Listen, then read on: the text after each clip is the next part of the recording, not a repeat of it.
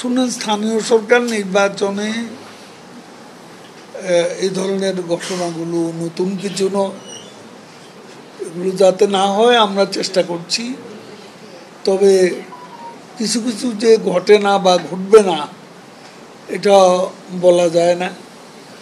স্থানীয় সরকার নির্বাচনে আপনি আমাদের পার্শ্ববর্তী দেশ ভারত, পশ্চিমবঙ্গ থেকে শুরু করে সব দেশেরই ইলেকশনের নমুনা আমরা দেখেছি। তো এখন আমরা আমাদের পার্টি থেকে আমরা সর্বতভাবে চেষ্টা করছি যাতে সহিংসতা, মারামারি এসব বিষয়গুলো পরিহার করা।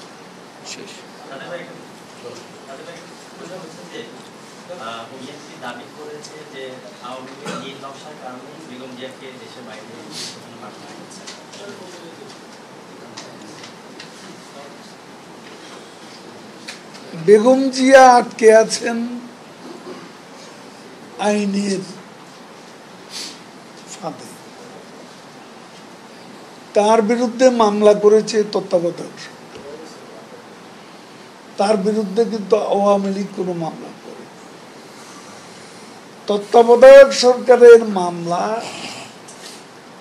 তিনি গ্রেপ্তার হয়েছেন, বন্দী হয়েছেন।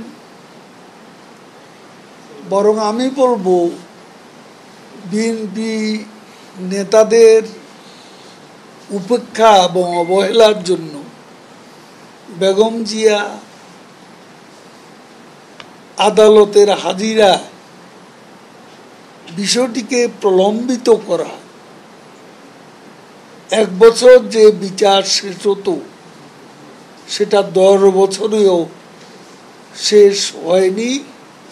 এটার জন্য বিএনপির নেতারা দায়ী। তারা লিগ্যাল ব্যাটেল করতেও ব্যর্থ হয়েছে বেগম জিয়ার জন্য।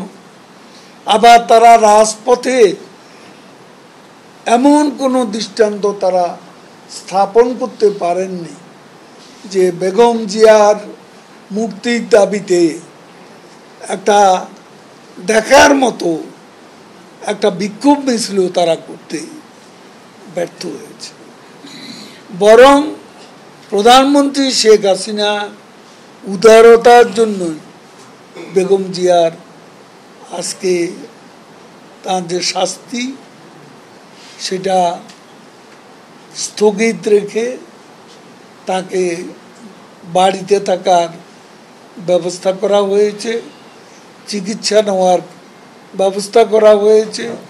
এমনকি বিদেশি চিকিৎসক এসেও তাকে এখানে দেখা সুযোগ পেয়েছে।